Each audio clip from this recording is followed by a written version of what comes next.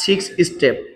প্রতিদিন আমি গার্মেন্টসের সর্বনিম্ন একদম ইজি যে ভোকাবুলারিগুলো আছে সেখান থেকে শুরু করছি। পর্যায়ক্রমে আপনারা বড় বড় এবং অনেক ক্রিটিক্যাল ভোকাবুলারি পাবেন। আমি আপনাদের সাথে শেয়ার করতেছি। আমি নিজেও কিছু কিছু জিনিস দেখতেছি যে নতুন আমার কাছে আসতেছে, যে কারণে আমি এটা প্র্যাকটিস আকারে নিয়ে আসছি, যাতে আপনারাও যদি এটার সাথে প্র্যাকটিস করেন তাহলে দেখবেন অনেক কিছু আপনাদের জানা হয়ে যাবে। সেই ক্ষেত্রে আমি অনুরোধ করব, প্রতিদিন যদি আপনারা এই ভোকাবুলারিগুলো একবার করে চোখ বুলান তাহলে আপনারা গার্মেন্টস রিলেটেড যত প্রকার ইংরেজি শব্দ আছে সবগুলো আপনারা বুঝতে পারবেন। নতুন দুই একটা শব্দ যখন আসবে তখন কিন্তু আপনি ওইটা নিয়ে অ্যানালাইসিস করলে ওই সম্পর্কে আপনার জানা হয়ে যাবে। তাই যারা ফ্রেশার আছেন, যারা গার্মেন্টসে চাকরি করেন, যারা অন্যান্য ডিপার্টমেন্টেও চাকরি করেন, তাদের কাছে আমার ছোট্ট অনুরোধ, এই ইংরেজিগুলো আপনারা একবার হলেও চোখ বুলাবেন। এভাবে প্রতিদিনই পাবেন।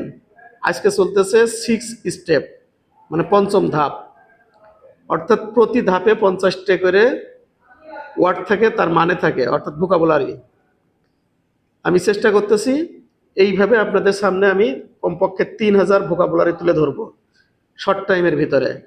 এটা প্রতিদিনই আমি রাত্রে 10টা-12টার পরে কাজ করি। এই বিশেষ করে 7টা-8টার পরে বাসায় যাই, তারপরে কাজ করি, 9টা-10টার দিকে এগুলো ইমপ্লিমেন্ট করি। অসংখ্য ধন্যবাদ ভাই। দেখেন ভিডিওগুলো কেমন লাগে।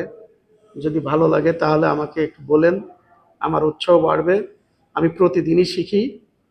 এটা তৈরি করতে আমার খুব বেশি সময় না, কষ্ট হয় না।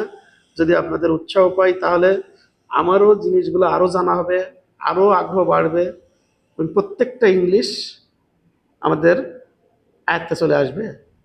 আমরা ইংলিশ পড়তে পারি কিন্তু ফ্লুয়েন্সি বলতে পারি না, এটাই আমাদের দোষ বাঙালিদের।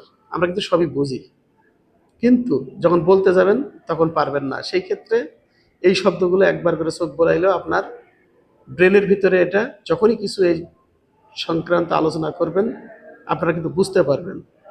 ধন্যবাদ, অসংখ্য ধন্যবাদ আপনাদেরকে। দেখতে থাকুন, চলতে থাকুন। আসসালামু আলাইকুম।